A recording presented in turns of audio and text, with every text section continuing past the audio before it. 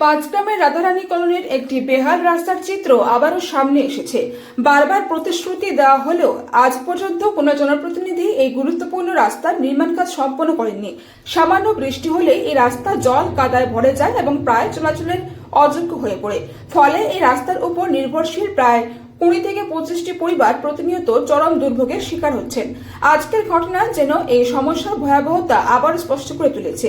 এই কলোনিরই এক বৃদ্ধা অসুস্থতার কারণে মৃত্যুবরণ করেন, কিন্তু তাকে শ্মশানঘাটে নিয়ে যাওয়ার সময় স্থানীয় মানুষদের যে ভয়াবহ পরিস্থিতির সম্মুখীন হতে হয়েছে তা মানবিকতার দৃষ্টিকোণ থেকে অত্যন্ত বেদনাদায়ক।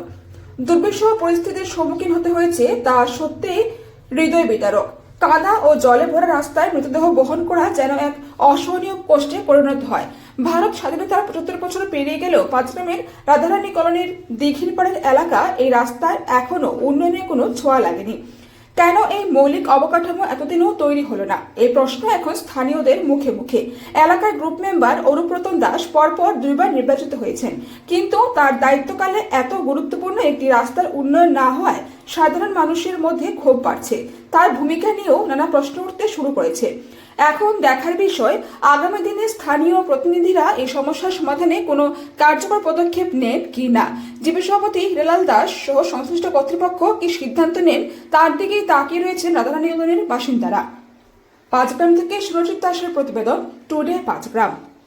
बराक वैली की नई पहचान, मजबूती का दूसरा नाम, valley cement. Valley strong, very strong.